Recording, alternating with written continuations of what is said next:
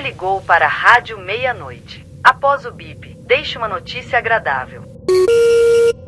Oi, Gerald, boa noite. Meu nome é Henrique. Tenho 22 anos e curso arquitetura. Sempre soube que a rotina da faculdade seria puxada, mas ultimamente tem sido exaustiva. Trabalho de dia e estudo à noite, e ainda tem as aulas extras. Ontem à noite, por exemplo, uma aula de maquete física se estendeu além do esperado. O professor se empolgou explicando técnicas de finalização e só terminou a aula às 22h45. Peguei minha mochila, me despedi do pessoal e acelerei em direção ao metrô. O caminho até a estação do metrô é sempre o pior momento do dia. A faculdade fica no centro da cidade. É uma área relativamente segura de dia e completamente vazia à noite. O prédio da faculdade fica praticamente deserto e nunca tem ninguém para vir comigo. Nenhum colega de turma vem na mesma direção. Os postes são antigos e as luzes amarelas deixam tudo meio escuro e meio sinistro. A paranoia de estar sendo observado é constante. A mesma coisa todo dia, aquela sensação ruim de alguém me seguindo. Apresso os passos e tento ignorar qualquer barulho suspeito. Mantenho sempre os olhos fixos no chão, evitando assim possíveis encontros. Chegar na estação é sempre um alívio. É como ganhar um campeonato. Se tudo tinha saído bem até aqui, daqui pra frente era tudo iluminado e bem visível. Parecia que ali pelo menos eu estava seguro, o silêncio me acalmava, a estação estava quase vazia, só um ou outro funcionário ao longe. Esperei o trem chegar, entrei e me sentei no canto do primeiro vagão. O relógio marcava 23 horas, era o último trem. As primeiras estações passaram rápido, o metrô deslizava pelo túnel e eu comecei a cochilar, embalado pelo balanço do vagão. Até que em uma estação qualquer, eu nem me lembro qual, ele entrou. Alto, corpulento, vestindo roupas sujas e largas que escondiam sua forma. Ele carregava um grande saco de lixo preto, pesado, segurando contra o peito como se fosse algo precioso. Não me olhou de imediato. O trem seguiu viagem. Cada estação, o homem olhava para mim. Não era um olhar rápido, casual. Era uma encarada profunda, insistente, como se estivesse avaliando alguma coisa. Depois mexia no saco. Abaixava-se ligeiramente, remexia dentro dele por alguns segundos e voltava a se recostar no banco. Em seguida, seus olhos se voltavam para mim. Isso começou a me deixar nervoso. Minha respiração ficou pesada, meus músculos tensionaram, mas eu decidi não demonstrar medo. Fiquei ali, imóvel, fingindo mexer no celular, mas atento a cada movimento dele. Não conseguia me concentrar em nada, além do homem e do saco de lixo preto. O que ele carregava ali? Fosse o que fosse, boa coisa não havia de ser. Tentei me convencer de que era mais uma paranoia, apenas um morador de rua carregando seus pertences. Mas algo no jeito como ele olhava para mim me dizia que não. Mais uma estação, o jogo continuava. Olhar fixo, mãos vasculhando o saco preto, o silêncio absoluto entre nós. O alto-falante anunciou que era uma estação terminal, que todos os passageiros deveriam desembarcar e que o metrô estava encerrando as suas atividades naquele dia. O metrô parou, as portas se abriram e ele desceu, mas não foi embora. Ficou parado na plataforma me esperando.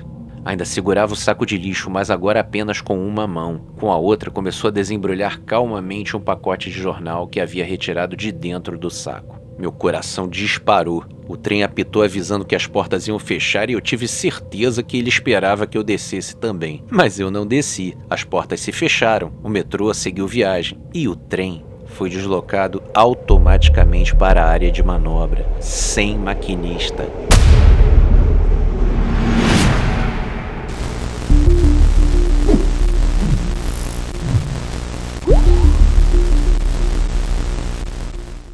As luzes do vagão piscaram e se apagaram completamente. Lá fora, o barulho dos trilhos e uma escuridão total. O metrô desacelerou até parar por completo. Eu estava sozinho, no escuro e completamente apavorado.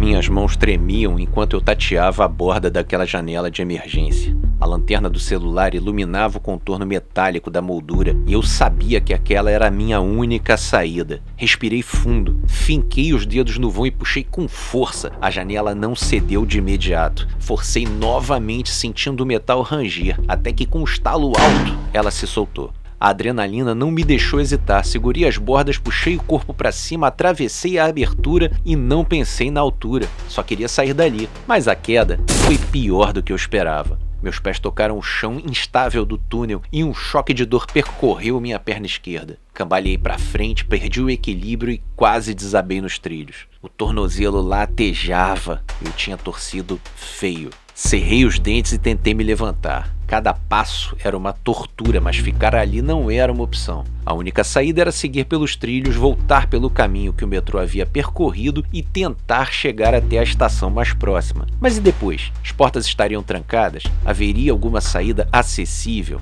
A tela do celular me mostrou um número assustador. 7% de bateria. Se a lanterna se apagasse antes de eu sair daquele buraco, seria o fim. Mancando e me apoiando nas paredes frias do túnel, avancei. Meu coração batia acelerado. O silêncio era apavorante. Tive que passar ao lado do trem inteiro. O último vagão estava logo ali. Depois dele eu teria um longo caminho pela frente. A luz trêmula do celular iluminava o metal gasto do metrô. O cheiro de óleo e ferrugem impregnava o ar. Quando dei o último passo para além do trem, levantei o celular e joguei a luz para frente, tentando enxergar o que me esperava no fim do túnel. O que vi congelou meu coração. A silhueta imóvel, a figura alta e corpulenta, o chapéu australiano. E na mão dele, alguma coisa refletiu a luz fraca da lanterna. Algo contundente, possivelmente um facão. O homem estava ali parado esperando. Eu não pensei, não tinha tempo para pensar. Girei nos calcanhares e disparei na direção oposta. Meu tornozelo protestou com uma pontada aguda de dor, quase me fazendo cair. Mas a adrenalina me manteve em pé. Cada passo era um tormento, um latejo quente rasgando os músculos da minha perna. Atrás de mim, ouvi o estrondo dos pés pesados do homem tocando o chão nos trilhos. Ele estava correndo, vindo atrás de mim. Meu coração disparou, eu não tinha a menor chance de escapar. Foi quando me ocorreu a única coisa que poderia me dar alguma vantagem. Apontei o celular para o chão e apertei o botão. A lanterna se apagou. O mundo mergulhou em uma escuridão absoluta. Parei no mesmo instante, segurando a respiração, tentando abafar até o som do meu coração martelando contra o peito. Ouvi passos do homem diminuindo. Ele também havia sido engolido pela escuridão. Me movi tateando as paredes do túnel, deslizando lentamente os pés para não fazer barulho. Minhas mãos encontraram uma reentrância na lateral do corredor. Um vão estreito, pequeno, mas fundo o suficiente para que eu me apertasse ali dentro. Eu me esgueirei para dentro, respirando o mais silenciosamente possível. Os minutos que se seguiram pareceram horas. Ouvi os passos dele, vagarosos, cuidadosos. Ele estava se aproximando. Cada célula do meu corpo gritava para que eu corresse, mas eu permaneci imóvel. O som dos seus pés pisando no chão dos trilhos veio mais próximo, mais próximo.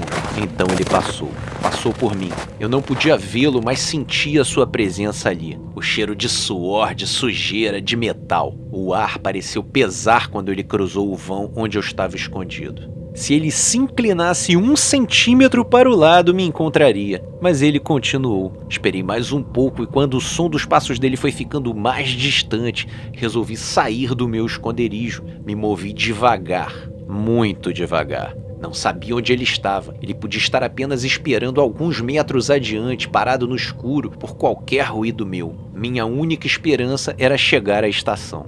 Eu não sabia o que encontraria lá. Talvez estivesse fechada, talvez estivesse completamente escura, mas era a única saída possível. Eu continuei mancando, deslizando pelos trilhos, sentindo o desespero crescer dentro de mim. Então, depois de alguns minutos, vi algo diferente. Lá na frente, uma claridade fraca, uma área de ventilação. Os túneis do metrô têm algumas dessas passagens usadas como escape em emergências. Essas áreas levam até a superfície. São aquelas estruturas de concreto com grade que você vê na rua e escuta o barulho do trem lá embaixo. E eu sabia que se conseguisse chegar lá, talvez houvesse uma saída.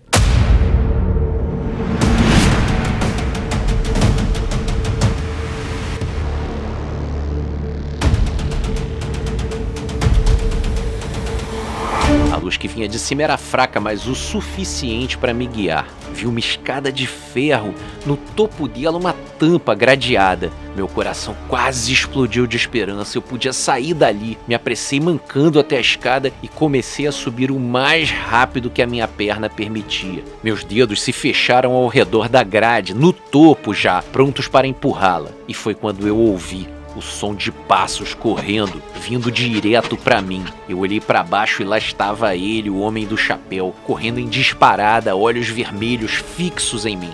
Eu não tinha mais tempo. Meus dedos se fecharam com força na grade e eu empurrei com tudo. Ela se abriu. Empurrei a grade e consegui sair daquele buraco escuro. Eu estava livre. Meu tornozelo latejava, cada passo era um martelar de dor. E eu sabia que ainda seria um alvo fácil. Comecei a correr mancando pelo meio daquela rua deserta e silenciosa. Cada ruído aumentava meu desespero.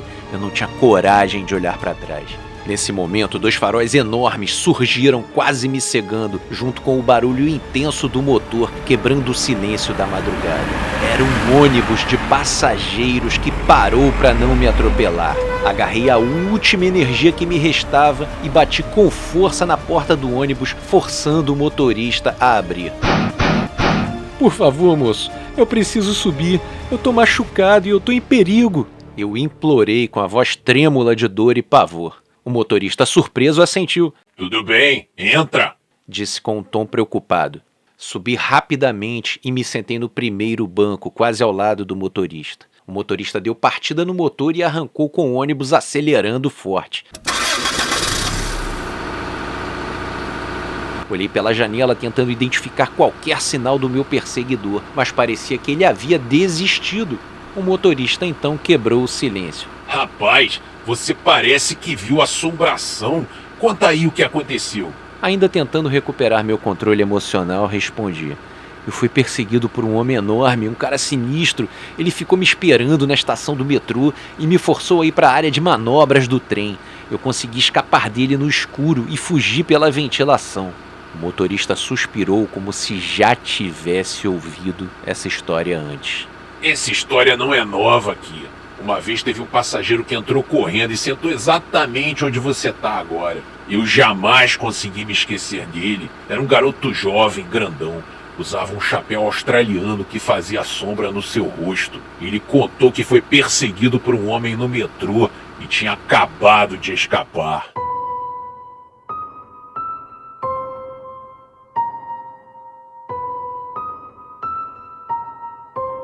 Naquele momento, eu senti como se o tempo tivesse parado. Meu estômago embrulhou. Fiquei em silêncio. Não disse mais nada até chegar a hora de descer do ônibus. Agradeci ao motorista e fui para casa. Liguei o rádio para tentar me distrair e escutei sua voz.